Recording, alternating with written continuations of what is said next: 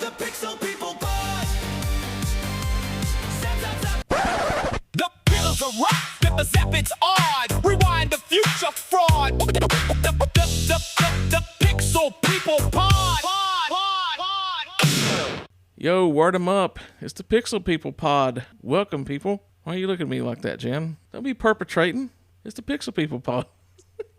This week, our topic is on Run DMC and their monumental album, Raising Hell. It was released 40 years ago this month, May 15th. You'll hear it 2 days after it came out 40 years ago. But before we get to that, say hello, Jen. Hello, Jan. Chris. I just be illin', man. Just illin'. Word 'em up, man. We all just chilling here, keeping it fresh. You know? Right. That's right. I was just eating food and finger licking. Well, I'm glad you're not a dumb girl. Yeah. I'm not. Anyway, before we get to before we do that, we have Jan's Gnarly News. Here we go. Jan's Gnarly News. Jan's Gnarly News. Bust a cap in that news, Jan. Stupid. Actually, that's more of 90s hip-hop lingo. I'll leave that out. It don't, no, leave it in. They don't Oh, I'm matter. going to leave it in, but yeah, okay. Go ahead, Jan. Here's your May 18th, 1980-something, Jan's Gnarly News. Spit them words. Can I go home? You're home. Darn it.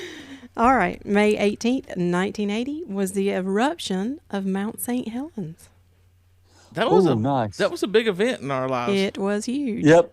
I had some of the ash from that I forever. did too. Wait, where did y'all get ash from? Somebody that my dad knew went up there, and when this was like in the 80s, a couple years after that, and got some and put it in a pill bottle and brought it back to me because I was so fascinated with it. And I had it in that pill bottle for years, and it still might be somewhere in a box. Oh, gosh. Yeah. Yeah, I had a family friend of ours who lived in Washington State who got some, and I had like a little glass jar of it. I mean, if it wasn't for Mount St. Helens, I mean, I'm sorry for any people that lost their lives, but if it wasn't for that, we never would have got the brilliant movie Dante's Peak, where they are stuck in lava getting ready to die, and he just says, I'm going to floor it, and speeds through. It's the craziest movie I ever saw.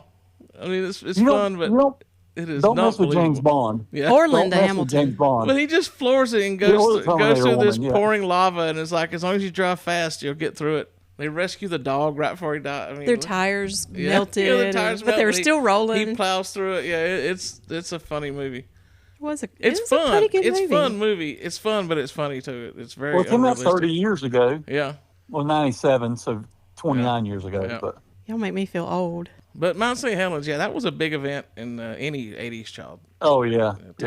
timeline. Well, I hate to say this next one because this is 2 weeks in a row that I've had to say her name. Madonna. No. May 18th, Oh. 1983, Stevie Nicks released Stand Back. Oh, that's a great It's her song. lead single from her second solo album, The Wild Heart. You really don't like that song? I know you don't like her, but that's a good song. It's very I'm going to upbeat. plead the and- fifth on this. Okay, well, Because actually it peaked at number 5. there you go. Okay. Okay. That's all y'all have to say about Stevie Nicks? Yeah, I mean, You said it all. We know your love of her, so we don't need to elaborate. We got it. We I'm know you gonna love one her. day when I snap, I'm gonna like when Chris comes over here, I'm gonna snap, tie you both up at gunpoint, What? and rotate between Motley Crue and Stevie Nicks. Oh my gosh. Chris is never coming to our house again. Yeah. Yeah, I think I've lost directions. I don't know how to get there anymore. He's busy that day. Yeah. Yeah. Yeah.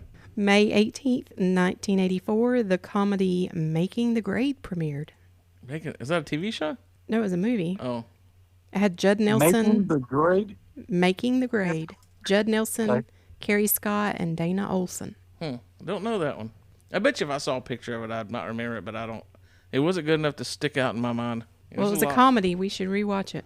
Well, I would think I would know most of the 80s comedies. I was big on that, but I don't. And it had Judd What? Nelson. Wait a It minute, couldn't that was be that bad. 86. 84. Oh, okay. I wasn't even driving yet. I should have known that. I don't remember that. I have to look that No, up. I'm looking at the movie poster and I don't recognize it. Yeah.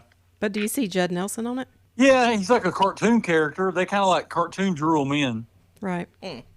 Okay. That's the right one then. Well, we'll have to look it up then. Maybe it's some breaking news, people. When we came down here, I was working on some sound bite stuff before Jan came down, and I turned the theater thing on down here in the basement and just put it on Tubi and muted it just to have something playing in the background. And I think they have 4 seasons, it was, of The Incredible Hulk on Tubi now. And Jan and I will be starting that series here probably in the next couple of days because I've wanted to rewatch The Incredible Hulk for years, and it's finally out. Well, you get to watch him throw a bear. Yeah. It's awesome. Yeah, that show was awesome, though. I might have to do it. We might have to do a whole one on that. It was that good of a show. And we all know that Lou Ferrigno went on to keep acting. Yeah. He didn't just play the Hulk. He did other stuff. He was also great on King of Queens. Yep. So. He was. Yep. Don't tell him any different either because he'll beat you up. Yeah. He'll turn green. It's funny, though, just one last thing about that. I was looking up something about the Incredible Hulk the other day. It's so weird that it came on this because I don't know. I think it popped up on one of the Facebook groups that I follow, the 80s thing, something about the Incredible Hulk movie. So I got to thinking, how did they end that series? So I looked it up and found out there was 3 movies that came out after the series ended in like 86, 89, and like 90 or 91. The last movie was, well, Bill Bixby was dying of prostate cancer. But there was 3 movies that came out after it. So I was like, I don't remember any of those movies because by the end I was driving. I didn't. So we got to definitely find those movies. I would watch those. They do wrap it up. I read up. They wrap up the series in that movie. I bet they find a cure for his turning into a monster. You want me to tell you or not? No, Okay. don't ruin it for me. I won't. He was good in I Love You Man, too, so don't forget that great role. Yeah, he was good in a lot of stuff. All right. May 18th, 1985. Don't You Forget About Me by Simple Minds hit number 1. Best drum roll finish in a song ever. That drum break. Every time I tell Jan that. I love that song. I have to air drum that drum roll toward the end. It's perfect. You should pick a video of you doing that. I You will. know, put it up there online. I'll film it. The drum kit's sitting 10 feet across from me. So I didn't realize that song also hit number 1 on mainstream rock charts for 3 weeks. it deserves it. It's a great song. That was the biggest hit for Simple Minds. Yeah. But what a hit, though. I didn't realize, though, until I was looking all this up, that the writers of that song, Keith Forsey and Steve Schiff, they originally wanted Billy Idol or Brian Ferry or the lead singer for The Fix Yeah. or Corey Hart. Really? It would have not been as good with Corey any. Feldman. Yeah. No, not Corey The Feld Feldman. Dog would have made it a hit, but those other ones wouldn't. I know. I mean, they had a lot of. Let me just throw it out there and see who wants to record it. That's what Yeah. it sounds like. Yeah, it would not have been a good. It's perfect how it is. Nobody else could have done that song as good as Simple Minds did. They actually got to create their own arrangement after being talked into doing the song. A lot of stuff That's like good. that you find out years later, like The Flame by Cheap Trick. That song was offered them, or Look Away, I think it was, and they took this one in Chicago, took Look Away, and they both went number 1.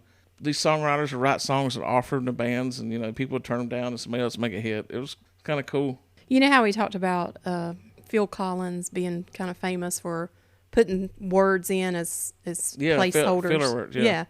So this song, Simple Minds did that as well. The lead singer, Jim Kerr, he... Not related to Sammy Kerr? No. Okay. He Or ad-libbed or just put in words the hey, hey, hey, hey. Yeah. He just added that, and at the end, you know where they go, or it's not at the end. Somewhere in it, you know where they go, la, la, la, Yeah. la, la. Those were space filler words. But they liked it so much after they recorded it, they all decided to leave it in. Well, Al told me, the guy that does our theme music and stuff, told me that Zap, Zap, Zap, It's Odd in our theme song was a filler word, and he just never replaced it. So there you go. Well, I mean, it's with perfection. Yeah. Yeah. Al knows what he's doing. Speaking of that song, I brought it up to Jan again the other day, and I'll bring it up on this podcast.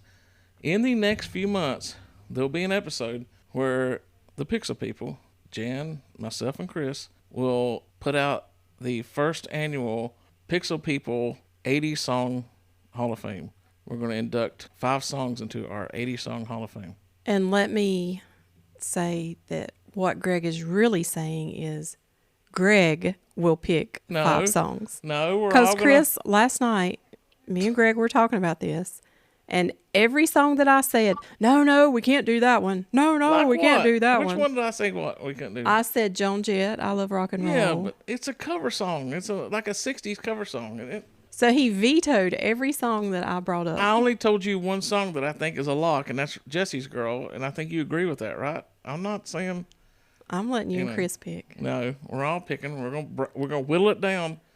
We'll bring our top 10 Yeah, and we'll whittle it down Yeah. to 5. That's what And people... then we'll whittle those down to 5. And however, those we'll figure it out. episodes when we argue over music and all that stuff like that get the most listens. So that'll be a big one. Those will be Yeah. all live in one location episode. Right. Not over the phone. We've We'll got do a it in wall person. here. We've got a wall here in the Pixel Underground that's kind of bare right now. I will get and have a plaque made, and every year we'll hang up next to it our second year's our 5 songs will be, and I'll have a plaque made up. So we'll make And then it we'll have legit. we'll have a category top listener of the year Yeah. too. We'll throw that in there too. Yeah. We'll make it big, and we'll rent out a space at the Western Steer, and we'll Wow. have the buffet. Y'all are going all out. Yeah, that would be awesome. I wish Yeah. that Western Steer was still open now. I know that would be cool. Have a listeners party until Yeah, our top listeners come, and we'll buy them the buffet. That's true. We sit in the It's back the- room and yeah. Pixel I'll People buy Pod everybody Hall of that's a Fame. listener, everybody that listens to this podcast, I will buy you a buffet at Western Steer this Friday. So make sure you're there. Wow. That's right. On me. I'm going to be there early. You I'll be in the there parking early. lot Get at there 4 about o'clock. 11. 11? 4, okay. Chris, the Well, sign, that's lunch. The sign is still up. Go get a picture of yourself, a selfie in the parking lot. Yeah. In case anybody's wondering, the Western Steer around here, which is the last one around, if you're not from North Carolina or from around here, that in the 80s was like the Everman Steakhouse. The Western Steer, people loved it. And they all closed down except one in Newton, North Carolina. And Jan and I went to it. Our friend Greg went with us. Our friend Doug Greg went with us. And we even got our picture taken from the sign because it was such an 80s thing. And then like a month and a half ago, they were like, closed for good, just out of the blue. Yeah. We gave them the kiss It was of death. awesome. Yeah, it was an awesome place to go. Yeah. It'll be missed. Yep. The Western Steer that was in Lincolnton when I used to go to after church with my grandparents is now a vet clinic. So, Oh, wow. yeah. So Yeah. they still serve animals. They do. Yeah. Except not on a plate. Is that what you're saying? Yeah. That's correct. There's a Quincy's up in Burnsville, I think, so we could go. Oh, Yeah. that's where we need to do it at. Yeah. Quincy's is awesome. Find a Shoney's buffet, Oh, Shoney's yeah, breakfast yeah. on There's- Saturday morning. There are some around. We could drive to a Shoney's. There's 2 in Pigeon Forge. My son There we told go. me. We're going to Pigeon Forge. Road trip. We'll be celebrities. Yeah. Do we get to see Dolly? Yeah, hopefully. Probably. All right. Some of her stuff's still made in the 80s, I think. Or implants. I don't know. Go ahead. Those have been replaced with Yeah. newer models. Okay. All right.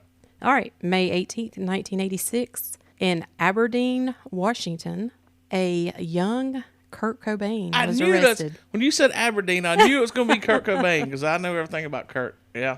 Wow. I What did about not. him? He was arrested for trespassing Oh. and being a minor in possession of alcohol.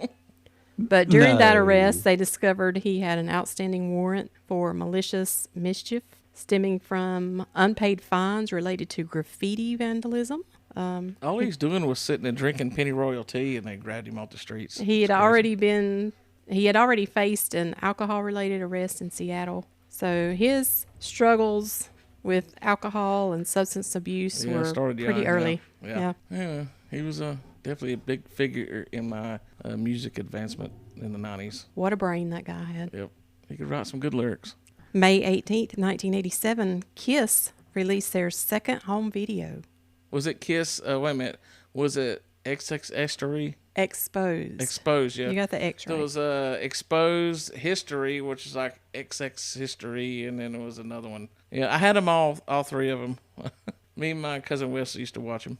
They were like partly like them talking like real people, and then partly like over the top Kiss. You know, they're kind of goofy. They probably look back on them now and wish they never made those things because They mostly featured Gene and Paul, though, yeah, right? yeah. Bruce Kulick and Eric Carr Carr. would be like in the background. Yeah. Doing some stuff, but yeah, they should get out of here. You don't count.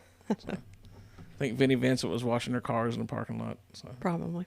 The series finale of Fame aired May 18th, 1987. Did you watch I that? love that show. Really? Loved it. Yeah, It was a good show. I remember watching we watched it the when I was movie. younger. Remember when we watched the movie? That wasn't the same thing. I know, but I'm saying we watched the same movie. I like the series better Yeah. than the movie. Yeah. Gosh, I love that series. Fame had a total of 136 episodes, and it was showcasing the lives of talented students in the New York City High School for the Performing Arts. What year was that? The last episode was May 18th, 1987. Oh, I was going to say I probably didn't see it because I was out not getting laid driving around, but no, I was still not driving yet. So I was just not getting laid. That was it. So Okay, Chris, no comments. What can I say to follow that, honestly? I did enjoy that show, though, when I was younger. My grandmother in Lincoln, she used to like to watch that show. yeah, I don't think I ever watched a single episode of that show. So of course I don't like musical stuff, and wasn't that kind of like a musical show? Yeah. It's amazing as much as you like music that you don't like musicals. I know. and shows. I like my music on its own. I like my acting on its own. I don't like the two to intertwine. I can't get him to watch The Sound of Music. Yeah. Wait a minute, you've never Grease. seen The Sound of Music? Yeah, when I was a kid, and I didn't like it then. I don't want to see Grease. I don't. Grease is amazing. I think the dude. only musical that I like because it's so campy and fun was Rock and Roll Picture Show. You know. What about? Did you ever see Rock of Ages? No. Why? I just listen to the music. I don't need to do some. I would like to see It's Spam a lot, but all no, based off of the '80s and early '90s, or I guess maybe all '80s rock music. Yeah, I will take it back. I do like Monty Python, and they put a lot of music and stuff into there. But I mean, they were being campy, so yeah, I just don't like. I don't like musicals. And plus, Broadway stuff. Give me a break, man.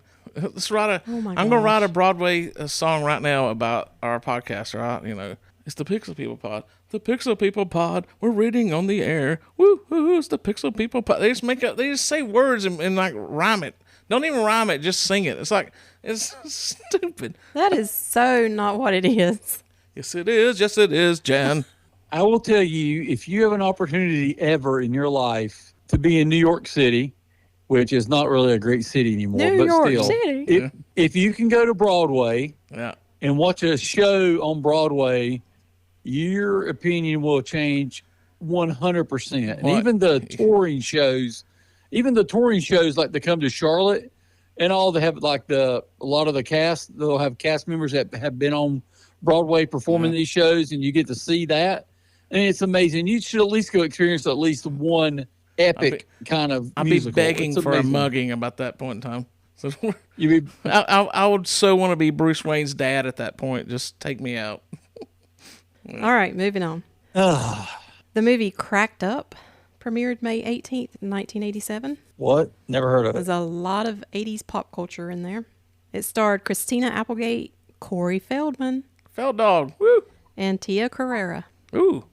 Have to look that one up. It's called Cracked Up. Cracked Up. I mean, it's got two hotties and a fell dog. That seems like that'd be a hit in my book.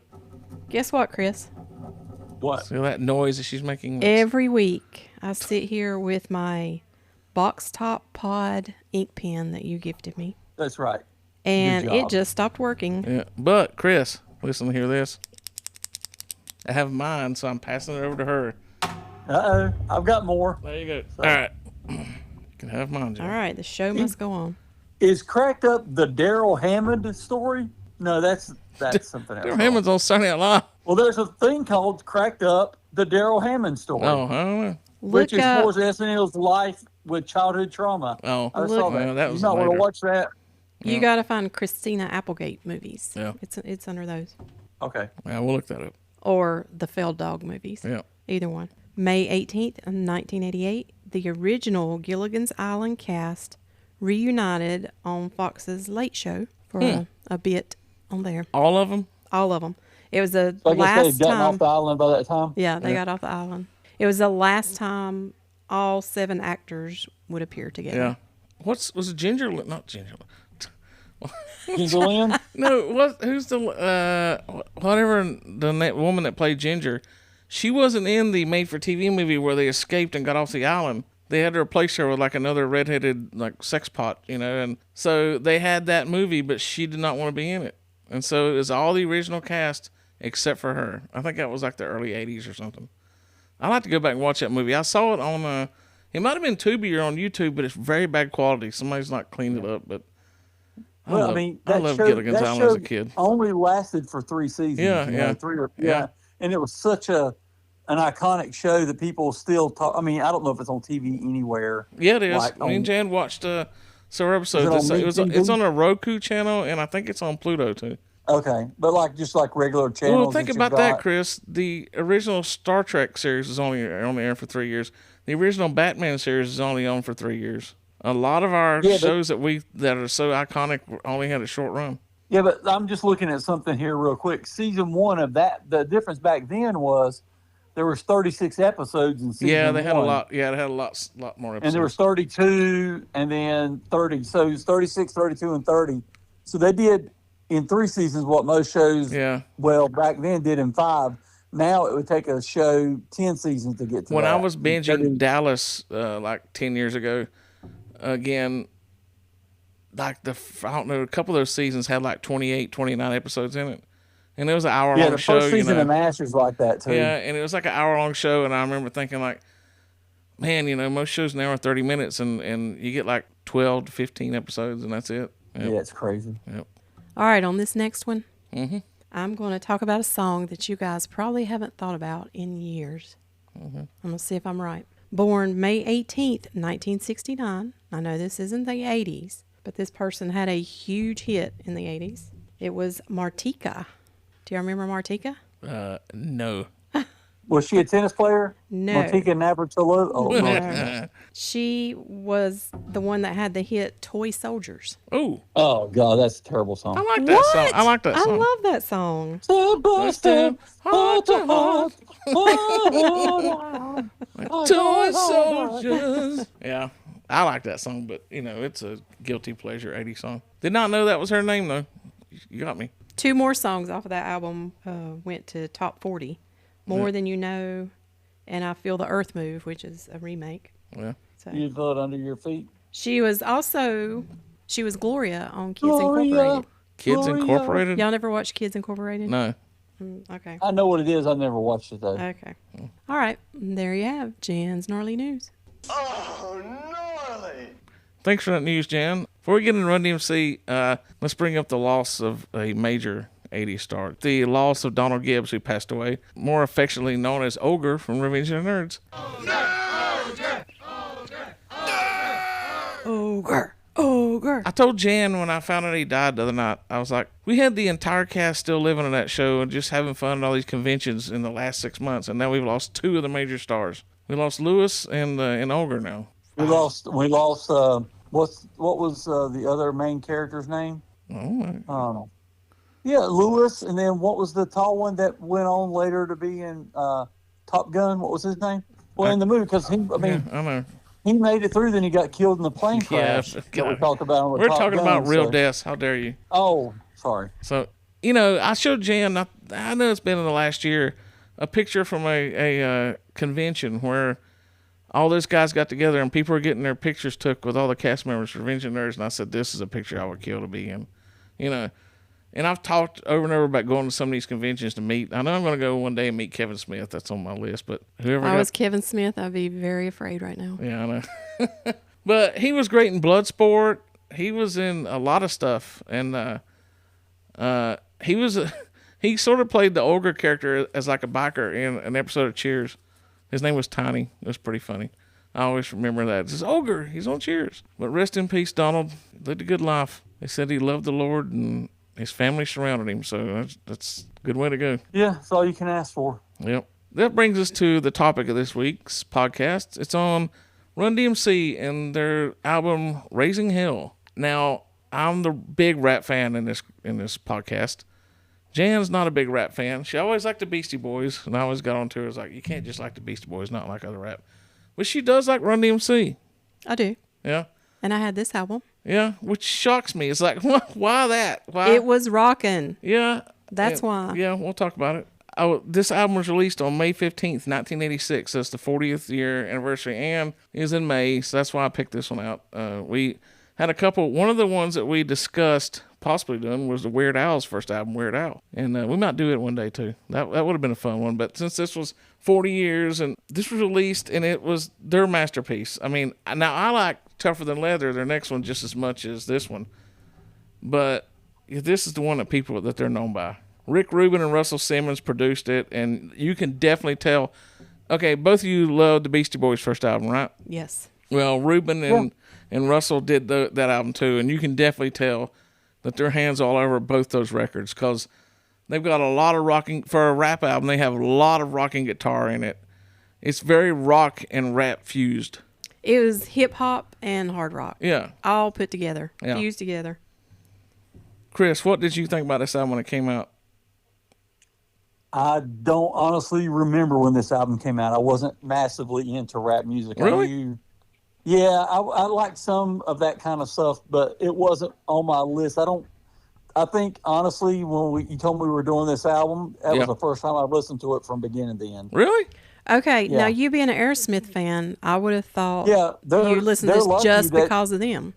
Well, that's the only song that I really ever knew from them because Aerosmith put Run DMC on the map. So Right. I'm gonna. I mean, I agree with that. I'm not going to disagree. I agree that they helped this album, and So- they helped people like me who were only into rock switch over and listen to some of this as well. But on the Yeah, flip I mean- side, they also helped Aerosmith too. Oh yeah, it was a mutual. Oh, thing.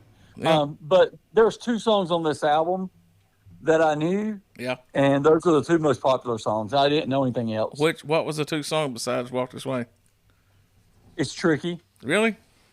Yeah, I knew that song. But did And you I guys think- realize that they took a piece of My Sharona for It's Tricky? So And now that you say it, I can hear it. Yeah. But Yeah. so I it wasn't love just this song's Aerosmith, it use- is My Sharona as well. yeah, I love the use of that it's tricky in this show, the movie Road Trip, where they go to the sorority. Yeah. That is such a good scene. That's such a great song for that. So that was really a great use of that song. So See- those were really the 2 songs that I knew from them. Yeah, those 2 songs, but Peter Piper, My Adidas, it's, You Be Illin', that song, I mean, they were all great. I And love I think there's My one Adidas. song on here so- there's one song on here that's absolutely not worth being on the album. It could have been left off. Which one? Dumb Girl. Yeah. I They sorted repeat through that Dumb out. Girl I heard- over and Yeah, over and over yeah. and over. I listened to the first minute and a half, 2 minutes. I'm like, this is dumb. Yeah. Move on. So Looking into the achievements that with Run DMC, they were the first hip hop group, rap group. I don't say they're rap. They're not really hip hop. Rap hip hop. You call it either way, but I always call it rap. They're the first rap group to earn a gold record with their other album, Run DMC. The first to have a platinum record, King of Rock, and then a multi-platinum record with Raising Hell. So they were setting records, They were. You think back on it, I remember I was into rap big time by the mid '80s, and they were the ones that really ushered it in, to where it was acceptable to really enjoy rap, and it wasn't just like a party thing. Everybody was listening to it. Them, Beastie Boys, LL Cool J.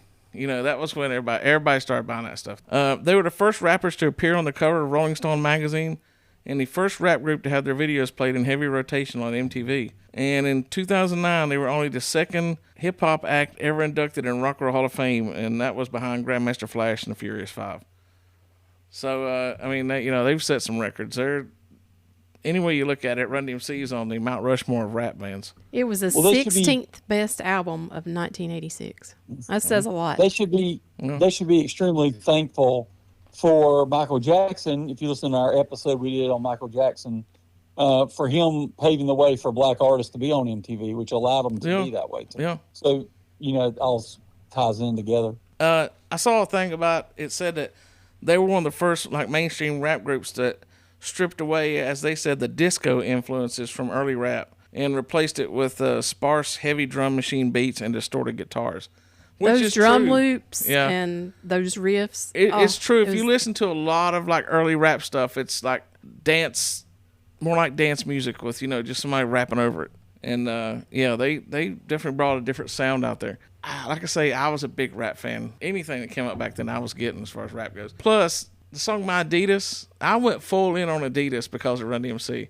I had a red satin Adidas baseball cap that I bought at, Chris, you remember the store in the mall in Hickory across from the game room? Amazing Heroes, wasn't that it? I know what you're talking. I don't know Yeah. the name of it, but I Pretty can sure it was see the Amazing store. I can see They the used store. to. There was a store next to it that sold. It was some Asian people owned it, and they sold caps and all that stuff. And I bought my Adidas satin hat from that place and wore it.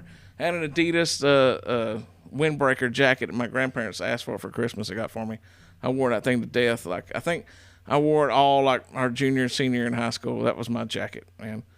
And I had what I always called the clamshell Adidas shoes. That's what, everybody refers to them. They would go around with no laces on them. You remember that? Now, I didn't do that. I would wear like the untied, I would have fell flat on my face. Well, no, I mean, it wasn't a great idea. Not with any laces, but I mean, I would put the fat laces or the cutter laces, but you never tied them. You just let the laces flop. And they were Adidas Superstar shoes, but everybody called them clamshells. Because if you look at the front of them, they look like clamshells. And I had several pairs of those. And then years ago, like 25 years ago, I remember looking in a shoe store, and they started coming back again, and I bought another pair, and I wore them for a while. They're not very comfortable.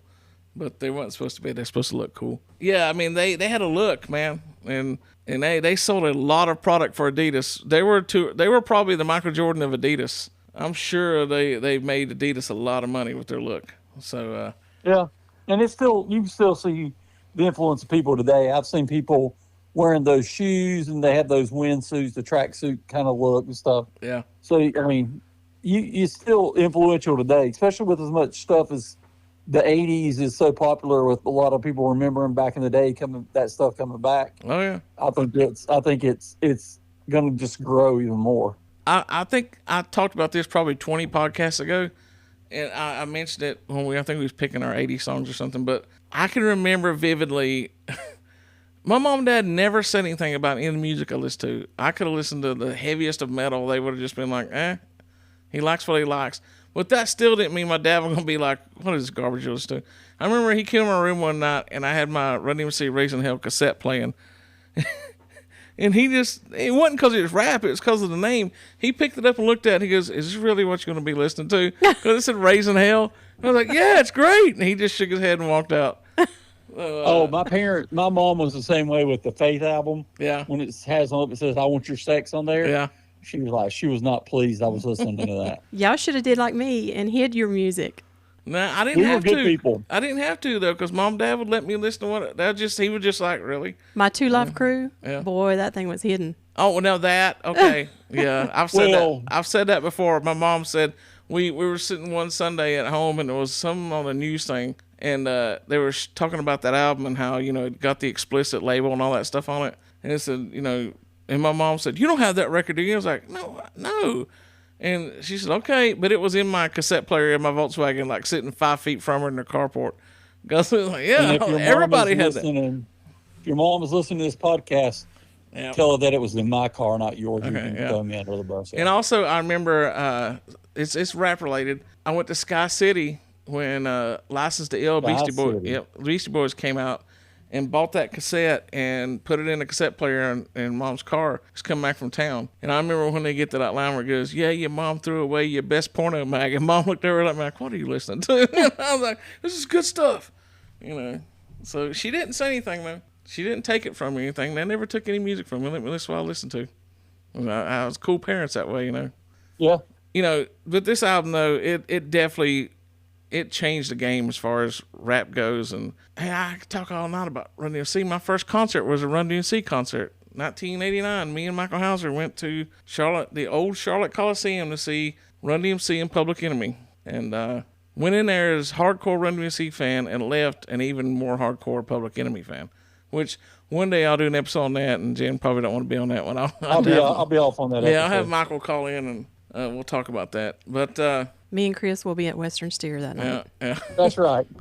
So I mean, at Run DMC, I mean, they were just they were gods of rap.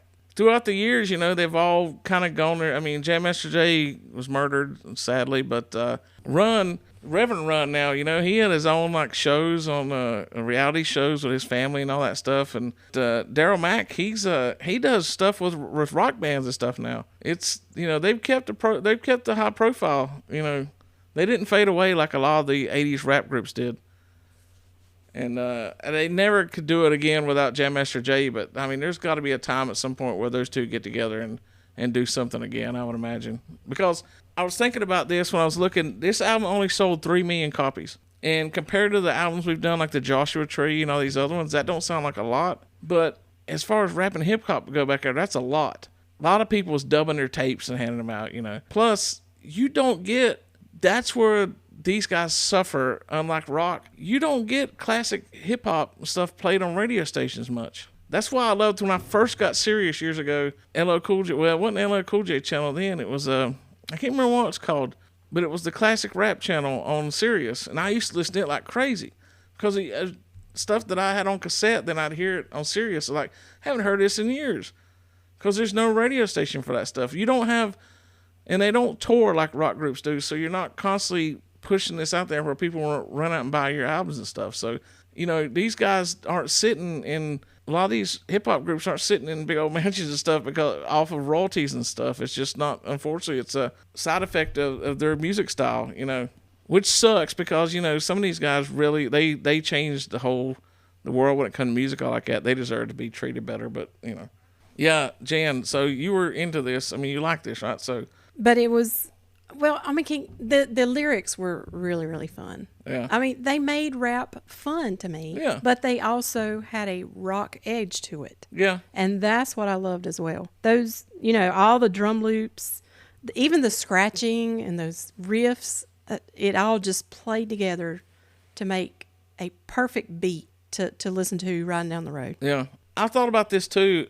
They were like the bridge between, I don't know if they're happy about this. I look back on it now. I mean, I'm a fan of it, but they were a bridge from like that old school, like talk about, you know, dance music, rapping over it stuff, to what hip hop became then, to it leading into gangster rap. And after gangster rap took off, this style of rap just was not looked upon anymore as cool, which kind of sucks. But I mean, I'm just as guilty as the rest of them. I mean, Public Enemy was like, they weren't gangster rap. They were more like, they were more about speaking about, you know, society stuff and race and they were more knowledgeable rap and not just about jumping around, you know, in my Adidas and bragging about your stuff like that. But then groups like NWA and them, Eazy-E and those guys, Death Row Records came along and just all of a sudden it was about, you know, put a cap in your ass if you look at me wrong, you know, it went way. But I'm as guilty as I love that stuff. But Run DMC was the last band I think that was really still fun and was big enough where their music was still fun as far as hip hop goes.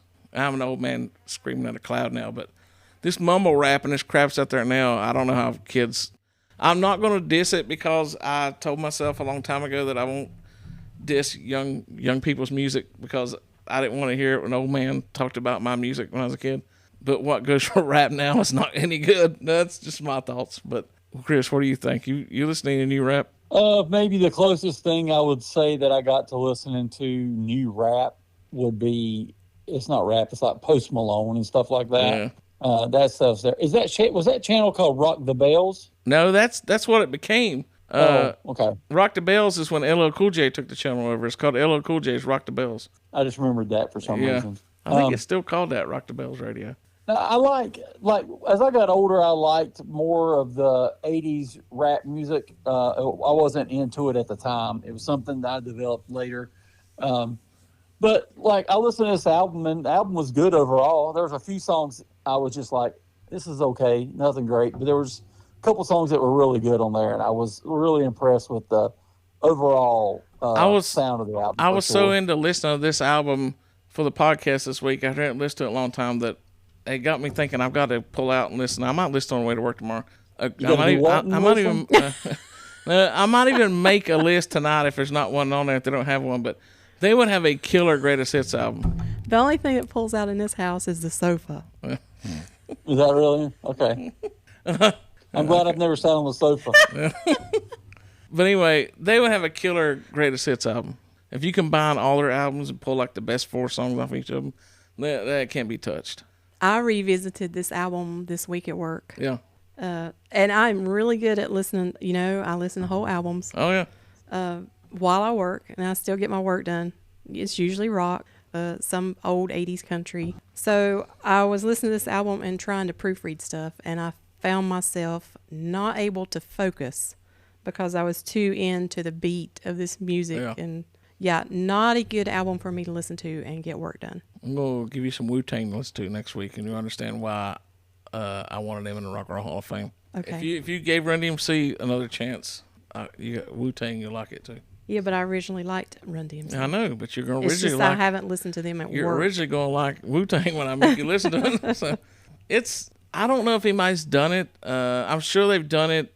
I don't know. I'm going to have to look it up because I think there will be a great documentary done on the history of hip-hop from like the late 70s till now, and how it's the variants in it and how it managed to reinvent itself every 10 years or so and what it's become now. I'd really like to see that. Hopefully somebody's done one of those. I'm going to look that up because... There he is. There's definitely one out there because I've seen one. It's on HBO, I think.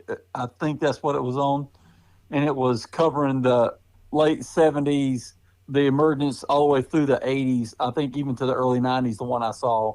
Because I've seen the documentary somewhere. I just can't remember where I saw it, but I know there's one out there. I remember like just how... this is hip-hop rap overall. When the Fat Boys was big, like in the mid-'80s, and they went from like the Fat Boys are back, and we will never be whack, to Fight the Power, Public Enemy. That was 5 years, basically. In 5 years, it went from we'll never be whack to Fight the Power. I mean, it evolved fast. Rap music evolved fast. Well, it's only been around since early.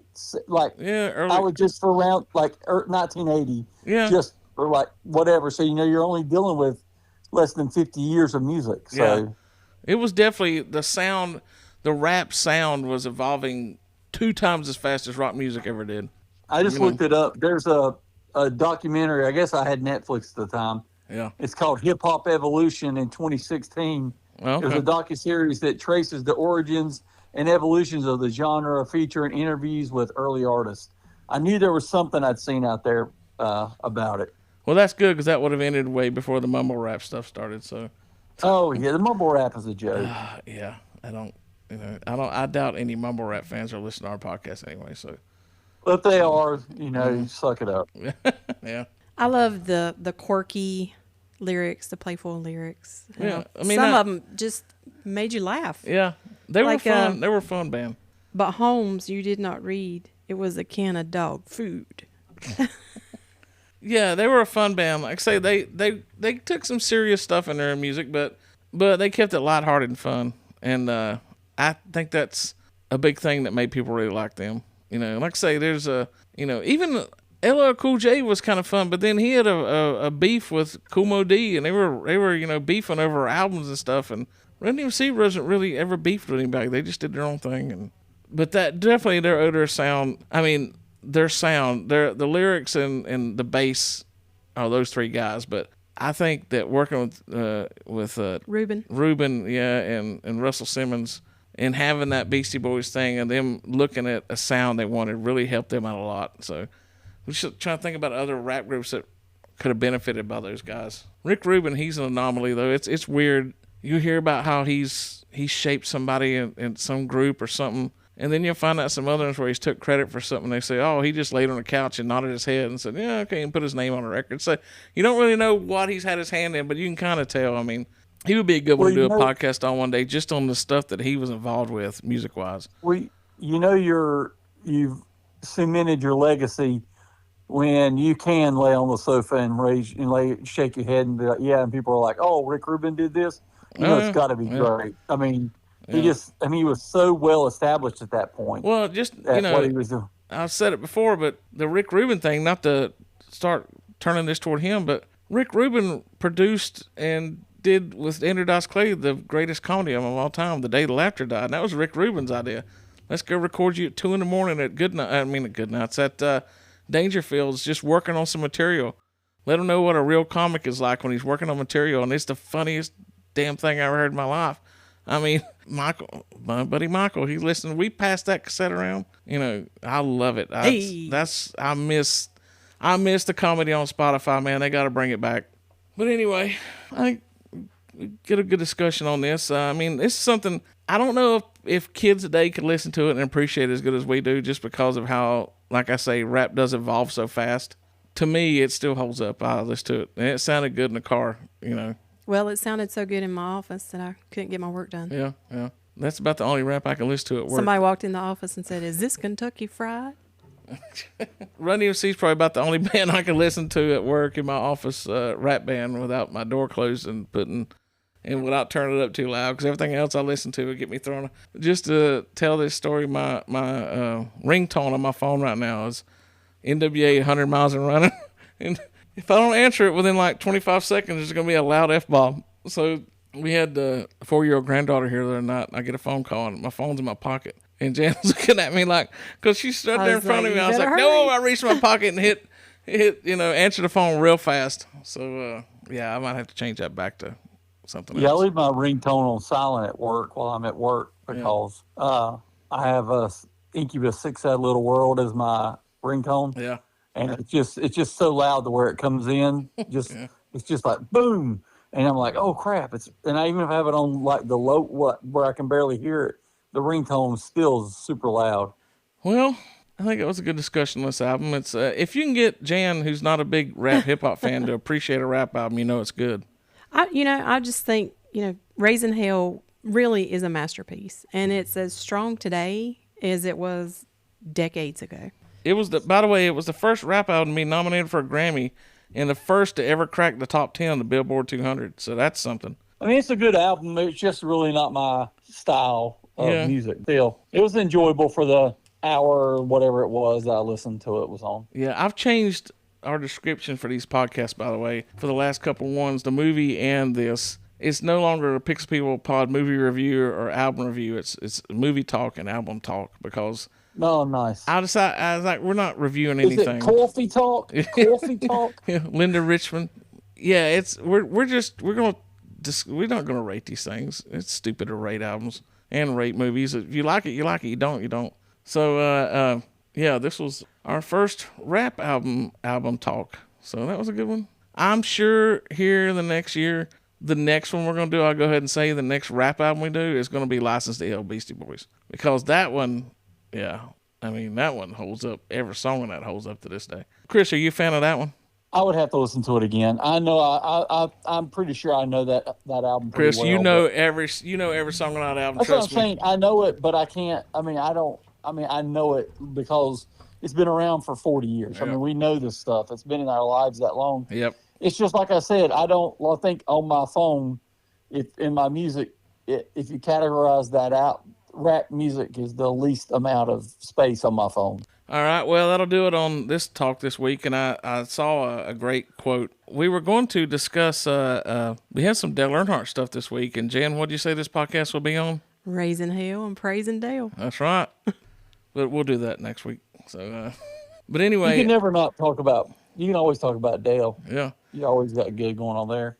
So I saw a great final way to take this album out, and I'll read it. It said, Raising Hell was the album that took hip-hop from the parks of the Bronx to the stadiums of the world. And they're right. Yep. So with that, Chris, got anything else to add? Long duck down.